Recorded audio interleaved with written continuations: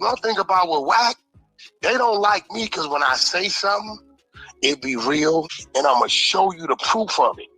I'm never going to let nothing come out my mouth that I don't have the proof. So Spider looks at me because we go back to the juvenile side of the couch. What the?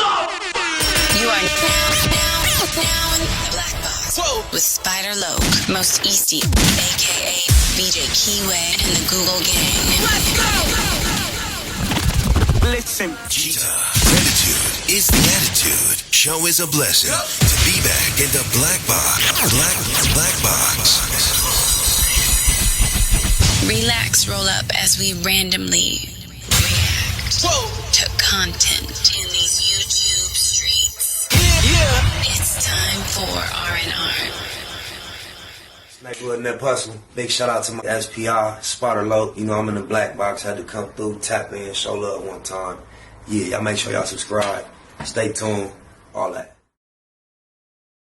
I was once told that the way we got the circus and Super Bowl, big arenas, events for entertainment, the way that came about was because back in the days, in ancient times, whenever there was social issues that were very serious that the leaders wanted to distract society from, they would throw these type of events to distract them. And I've often heard it repeated through the years, like, oh, that's a distraction, something else is going on. That's what led me to this title. I don't know if that's the theme of this video, but you see what the title says. So with no further ado, let's see what those who created pleasure as far as events and activities have been up to. Have we been dogs chasing our tails all along? Well, let's see. Oh, my mama.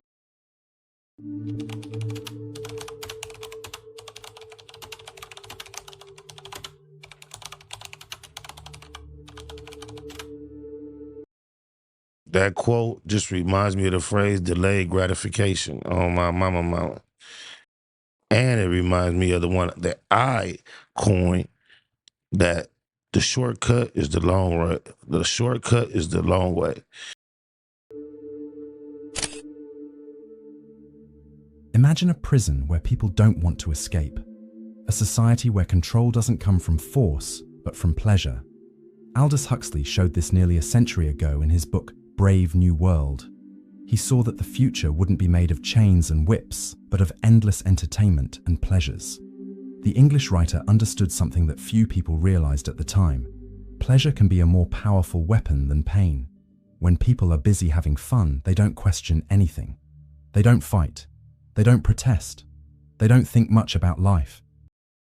I'm going to let him cook, but also I was taught that, or told, and I learned, I believe, that back in the days when, in America, when marijuana was deemed illegal, it was once legal. And the reason, one of the main primary reasons it was caused to be called illegal is because it has this type of effect on you. Just imagine that it's a whole line of hundreds or thousands of people headed to slaughter. And they're all in this single file line, and they're just going in, and they not questioning nothing. They see the person in line in front of them go in, don't come out. And everybody's just doing it. They said if you or me and you were the only one or the only two in line smoking a joint, it would trigger our thoughts to say, hey, man, hey, you peep this? Ain't nobody coming out that motherfucker, man. I think we standing in the wrong line. And that is not a good form of thinking for a society that when they need everyone to think in uniform for things to stay cohesive in nature. So that's why I smoke the bomb, but hey, we got to peep the distractions, man. Stay high. The marijuana-thon continues right here in the Black Box. This is the story of how pleasure became the perfect method of control, and how we still live today inside this golden trap that Huxley described. Aldous Huxley discovered something frightening about power. Rulers no longer need to use force to control people. They can use something much more effective: constant pleasure. In Brave New World, Huxley showed a society where no one suffers, but no one really lives either. The secret lies in the anesthetization of the senses. When people are always busy with entertainment, They don't stop to think. Entertainment becomes a smokescreen that hides reality. TV series, games, parties. All of this can function like a drug that keeps the mind asleep. But here's the most clever trick. Huxley realized that pain always sparked revolts. When people suffered, they came together and fought for change. But pleasure does the opposite. It separates people, each in their own little world of personal entertainment.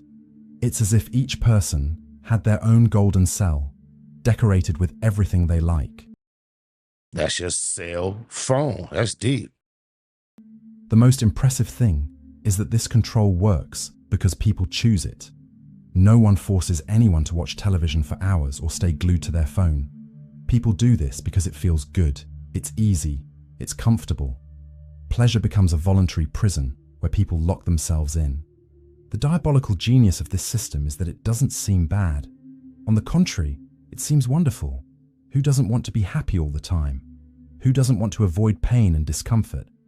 But Huxley showed that this artificial happiness is actually a form of living death. Well, they say that's what heaven is going to be like. The person stops growing, stops questioning, stops being truly human.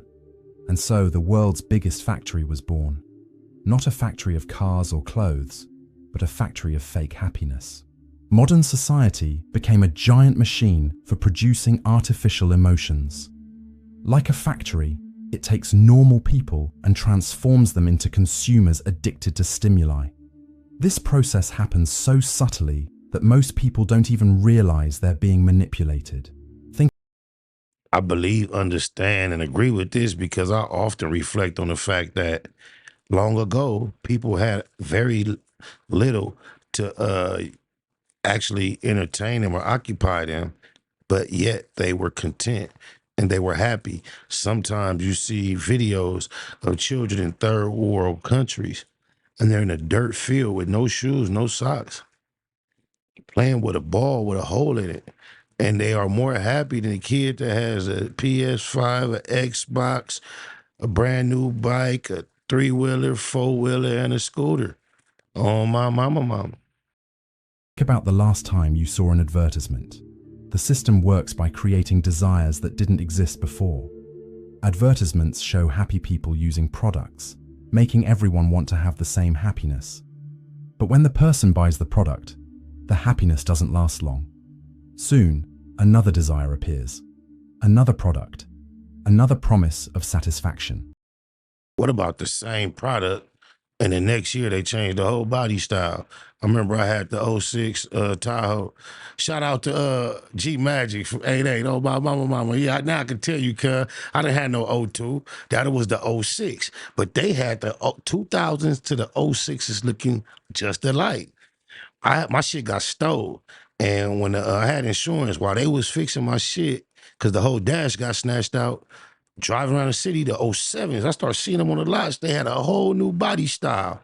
So I gave some more bread, like 5 more bands. I would have got my truck back with nothing off the insurance, but I couldn't jump back. I don't even think Magic had said that shit on the song yet, but I just couldn't jump back in that '06 because they changed the bodies on me. And the '06 looked like the 2000, and people didn't know if you had a 2000 or a '06. I had to get that '07 because they was brand new. Throw them on them sixes. Shout out to Master P.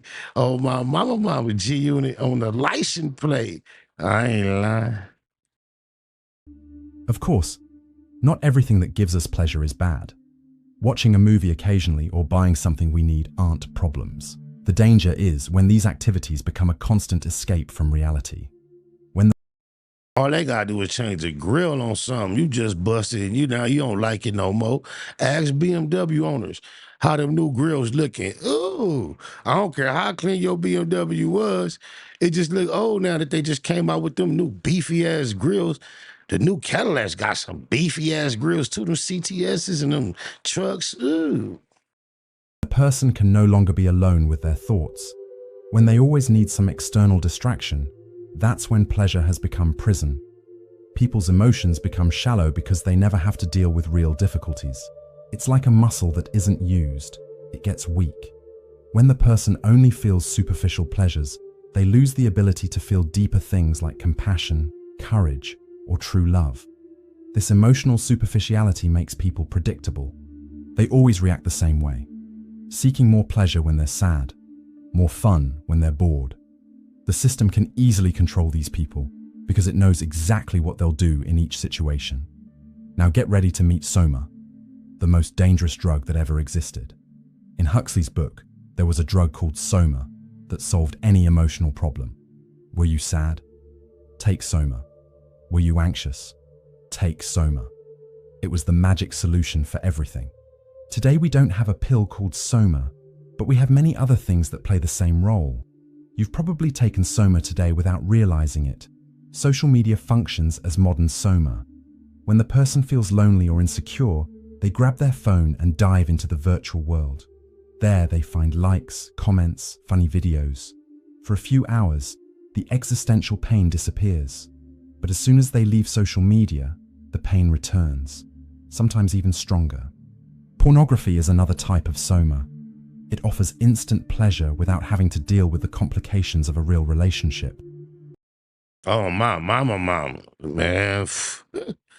Look, kiss my ass. I'm not trying to see the whole video. And it's just ladies in the video. I don't want to see no man in his birthday suit making no noises, doing nothing. If I even hear a man's voice behind the camera, I'm out of there. Facts. Oh, my mama. The person doesn't need to know themselves, doesn't need to grow emotionally, doesn't need to face their fears. But this artificial pleasure leaves an even bigger emptiness afterward. Uncontrolled consumption also works like a drug. Buying new things gives a good temporary feeling. The person feels important, fulfilled, happy. But this happiness disappears quickly, and soon they need to buy something else to feel pleasure again. Even medications can become Soma when they're used to escape from life. Of course, many people really need medicine for health problems. But when medicines are used just to avoid feeling sadness, anxiety, or any emotional discomfort, they become a way of escaping personal growth. All these modern Somas have something in common. They promise to solve pain without the person needing to make any real effort to change. So is he suggesting that only way to alleviate pain without Soma is change? I'm not buying it. I just took 3 ibuprofens. They're only 200 milligrams. I got a tooth that's been playing with me. I just took 3 of them right now. Oh, my mama. Soma. It's like putting a Band-Aid on an infected wound. The pain goes away for a while, but the problem remains there. Well, hey, that's true, because last week or two, I've been taking these motherfuckers every few hours. I'm about to go holler at Doc. Oh, my mama. Often getting worse. But there's something even more sinister happening. There's a very thin line between wanting something and being a slave to that desire. Huxley showed how the constant promise of satisfaction transforms free people into voluntary slaves. They think they're choosing, but actually they're being chosen by their impulses. Étienne de la Boétie, an ancient French thinker, wrote about voluntary servitude. He said that people often choose to be slaves because it's easier than being free. Freedom takes work, requires responsibility, is sometimes uncomfortable. Slavery, on the other hand, offers security and comfort. See if this sounds familiar. Pleasure functions as an invisible chain. The person doesn't see they're trapped because the chain is made of pleasant things. It's like an addiction to chocolate. The person knows it's bad for them, but can't stop because it tastes so good. The difference is that addiction to pleasure in general is much more subtle and socially accepted. Emotional dependence happens when the person can no longer be alone with themselves. They always need some distraction, some external stimulus. Being in silence, doing nothing, becomes torture. The person has lost the ability to find peace and joy within themselves. The most dangerous thing is that this slavery looks like freedom. The person can do everything they want. Eat, drink, have sex, buy, have fun. But they can't not do these things. When pleasure becomes mandatory, it stops being pleasure and becomes prison. And here we arrive at a terrible paradox. Excess comfort can be as dangerous as lack of it. Huxley realized that when people have everything too easy, they stop fighting for important things. It's as if freedom were a muscle. If it's not exercised, it gets weak and can even die. Look around you. Political apathy is one of the symptoms of this anesthetized freedom. When people are busy with their personal pleasures, they're not interested in what happens in society. Politicians can do whatever they want because the people are distracted with entertainment. It's easier to complain about the government from the couch at home than to go out on the street to protest. Spiritual alienation is another serious problem. People stop asking life's big questions. Why am I here? What's the meaning of all this? How can I be a better person? These questions are uncomfortable, so it's easier to turn on the television and forget about them. Intellectual demobilization is perhaps the most dangerous. When the brain is always busy with superficial stimuli, it loses the ability to think deeply. It's like eating only fast food. It satisfies hunger, but doesn't really nourish. Thinking becomes shallow, incapable of making complex connections or questioning accepted ideas. But maybe you're wondering, is there a way out? And the answer might shock you. Huxley said something very profound. Truth is not always comfortable. Actually, truth is almost never comfortable. It requires the person to face things about themselves and about the world that they'd rather not see. That's why most Wouldn't it say in order for me to grow, I had to let go of some habits? people choose to live in illusion. Illusion is like a soft blanket that protects from the cold of reality. It's comfortable, warm, familiar. Truth is like leaving home on a cold morning, unpleasant at first, but necessary to get somewhere. The problem is that many people prefer to stay in bed forever. The dilemma between the real and the pleasurable happens every day in small and big decisions. It's more pleasurable to believe there are no problems in the world than to face difficult issues like poverty, injustice, or environmental destruction.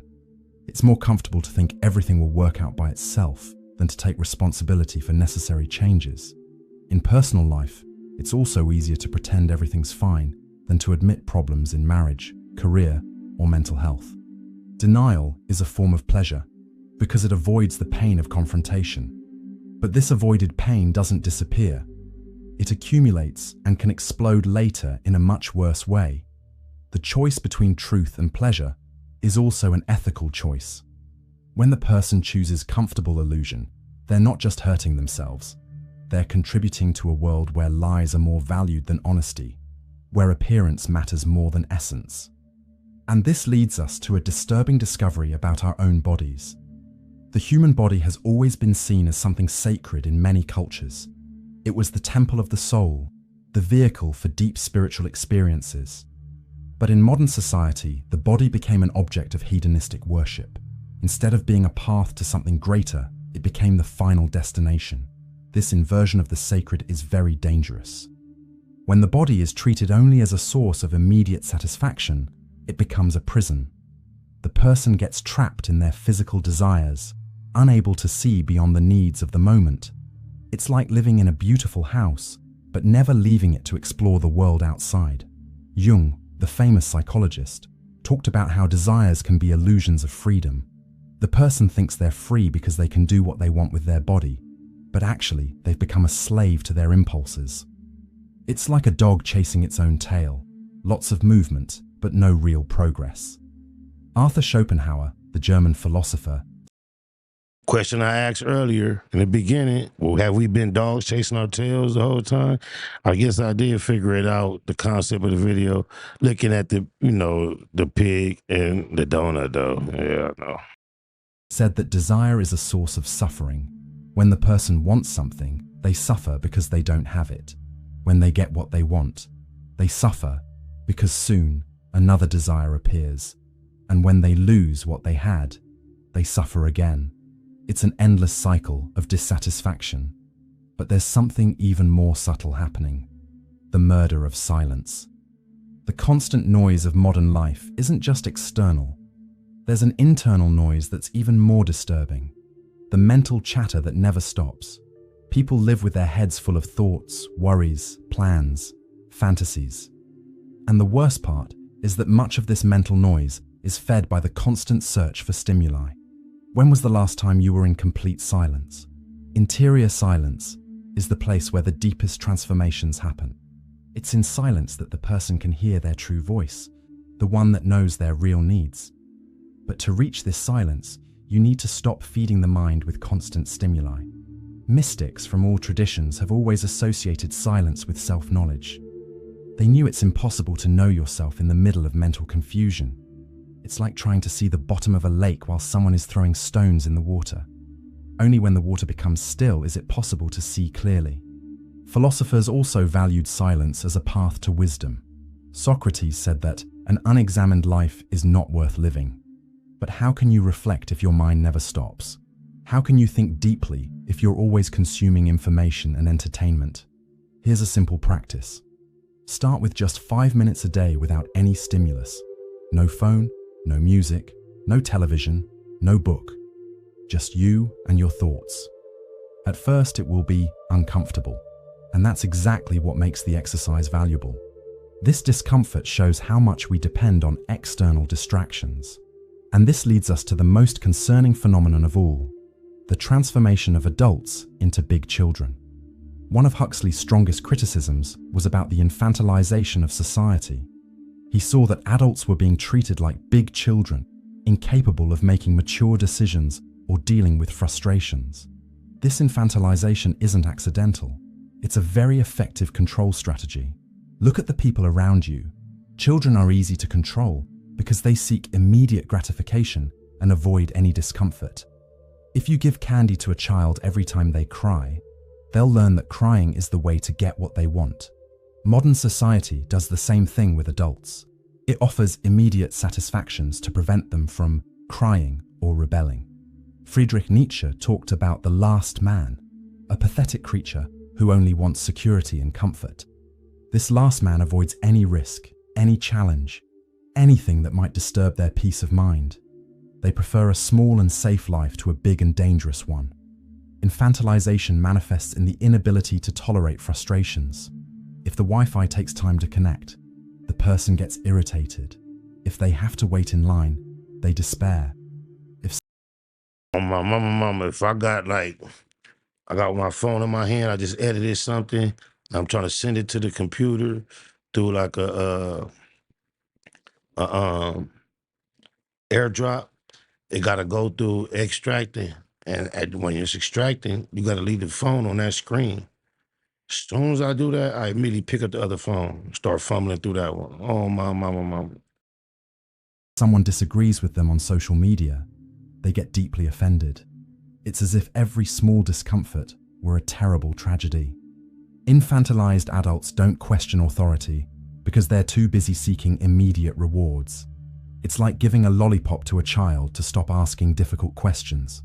While people are distracted with their lollipops, entertainment, consumption, various pleasures, they don't notice what's happening around them. But wait, there's a path of resistance that can change everything. In the midst of all this manipulation through pleasure, there's a powerful form of resistance. Authentic spiritual seeking, not consumer spirituality, full of promises of easy happiness, but the true inner journey that requires courage and discipline. Real spirituality is revolutionary because it teaches that true satisfaction doesn't come from outside. When the person discovers this, they become very difficult to control. How do you convince someone to buy happiness if they've already found happiness within themselves? How do you manipulate someone with external pleasures if they've learned to find pleasure in simplicity? Jung talked about the process of individuation, which is the path to becoming who you really are. This process requires facing dark parts of yourself, questioning limiting beliefs, going through crises and transformations. It's not comfortable at all, but it's the only path to real inner freedom. Pain, emptiness, and doubt aren't enemies of spirituality. They're teachers. Pain teaches compassion. Emptiness teaches humility. Doubt teaches us to seek deeper answers. When the person stops running from these difficult experiences and learns from them, they develop a wisdom that no artificial pleasure can offer. But not all pleasure is an enemy. There's a surprising discovery here.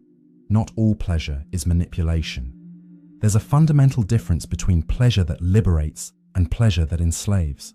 Conscious pleasure arises from presence, from genuine connection, from appreciating the simple beauty of life. It doesn't create addiction because it doesn't promise to be more than it is. The pleasure of contemplating a sunset is different from the pleasure of watching television. The first connects the person with something greater than themselves.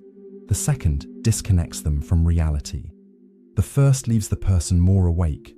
The second leaves them more asleep. The first nourishes the soul. The second only distracts the mind. The pleasure of authentic human bonds is also liberating. When two people truly connect, talking deeply, sharing vulnerabilities, creating together, a type of joy emerges that doesn't depend on external stimuli. It's a pleasure born from the human capacity to love and be loved. Artistic creation is another source of conscious pleasure. When the person writes, paints, dances, sings, or creates anything that comes from the heart, they experience very deep satisfaction. It's the pleasure of giving form to their feelings, of expressing their uniqueness, of contributing beauty to the world. And now we arrive at the moment of the most important choice of all. We've reached the most crucial point of this entire reflection. How do we escape this trap? How can an ordinary person free themselves from control through pleasure without becoming a monk isolated from the world? The answer isn't to reject all pleasure. That would be impossible and even harmful. The key is to develop awareness. Awareness is the ability to observe our own impulses before acting. It's creating a space between desire and action, where we can consciously choose what to do. Here are some concrete practices to develop this awareness. First, practice the conscious pause. Before picking up your phone, watching television, or buying something, stop for 10 seconds and ask, why am I doing this? Am I running away from some feeling? This simple question can break the automatism that makes us slaves to impulses. Second, establish regular pleasure fasts. Once a week, choose to go without some habitual source of pleasure. Social media, music, series, sweets. This shows how much we depend on these things and strengthens our capacity for choice. It's like exercising a muscle. The more we practice, the stronger it gets. Third, cultivate pleasures that require presence. Walking in nature, talking deeply with friends, reading books that challenge your thinking, learning something new. These pleasures nourish instead of draining energy, connect instead of isolating, expand instead of diminishing. Fourth, learn to relate to discomfort differently. Instead of immediately running from sadness, anxiety, or boredom, try observing these feelings with curiosity. What are they trying to teach you? What unmet need do they reveal? Often, our discomforts are portals to self-knowledge and growth. The path of real freedom requires going through the comfort that paralyzes us. It's like leaving a heated pool to dive into the open sea. At first, it's scary and uncomfortable, but then comes the incredible feeling of being truly alive, of being in contact with forces greater than ourselves. Huxley left us a warning and an invitation. The warning: beware of pleasures that promise to solve everything without demanding anything in return. The invitation: have the courage to seek an authentic life, even if it's more challenging than artificial life. Because in the end, one real and difficult life is worth more than 1,000 fake and easy lives. The choice is ours. Continue sleeping in the comfort of illusion, or wake up to the challenging adventure of being truly human. You can start today with a simple question before seeking your next pleasure. Does this free me or trap me? The honest answer to this question can be the first step toward your true freedom.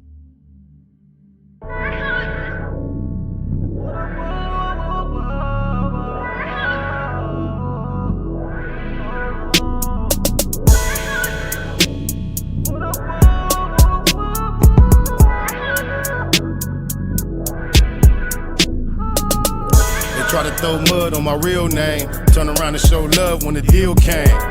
Make me wonder if they feel shame. I ain't tripping, I'ma kill game. Showed up to your show, it was so boring. Wasted time, nothing to show for it. Took my little bitch, we was both snoring. Probably had a better time going snowboard. Poor loser, always been a bad sport. Could have court and won't go if my bag's short. Fast forward, smash for it, don't ask for it. First class stamps on my passport. Tricky shit transpired on the transport. Get busy, keep that fire in the Jansport. Everything for sale, nothing is priceless. Aggressive, decisive, discussing the prices. This might be a war with us and the ISIS. Cause the hustlers fuck with the Pisces. 32 in the clip, 216s. Could've seen take tripping to true extremes. They counted me out, they should have counted me in. Cause I'm counting these Benjamins. Take a loss, stay down, bounce back, I'ma be okay. Said I'm making these money moves, I'm a fucking boss. Making sure my name was mentioned at the end of the day was my main intentions. The po-pos promoted gang prevention. I was popping at the ops, not paying attention. A and SK, hanging extensions. Whipping them chickens, I stayed in the kitchen. Believe that crime pays in the pension. Been out the pictures since my days in detention. Making maneuvers through mazes and missions. Magical movements, amazing magicians. Mama used to say pray for wisdom. Shut up a couple prayers on my way to prison. Backyard boogies be banging functions. Hard to hang in the hood, we got a gang injunction. Straight from young niggas trying to trade me too. He's had to told him that 40 my favorite food. They counted me out, they should have counted me in. Cause I'm counting these Benjamins. Take a loss, stay down, bounce back, I'ma be okay. Said I'm making these money moves, I'm a fucking boss. Snakewood and that Puzzle. Big shout out to SPR, Spotter Low. You know, I'm in the black box. Had to come through, tap in, show love one time. Yeah, y'all make sure y'all subscribe. Stay tuned. All that. It's the homie cook-up boss, goddammit, Cub Low. And y'all tuning in to the Wake and Bake Show with goddammit the homeboy Spider Low. It was SPR, the realest nigga in LA. Spider this bitch! Spider Low, nigga. Spider Low. Spider Low. Spider Low. Spider Low. Spider Low. So Spider looks at me because we go back to the juvenile side of the county. What the? Spider Low. Spider Low. Shout out to SPR, that motherfucking nigga. Spider Low, Wake and Bake. Better keep it Google, nigga. Loke is in LA somewhere doing what he's doing. In the words of Spider Loke on my mama's mama. Spider Loke's gear. This is Bay Mac. Nate Bud, C-Mac. Shout out my Loke, Spider Loke, cuz. Nate Bud, on hood. It's a beautiful world. You fight me? Fight, crib.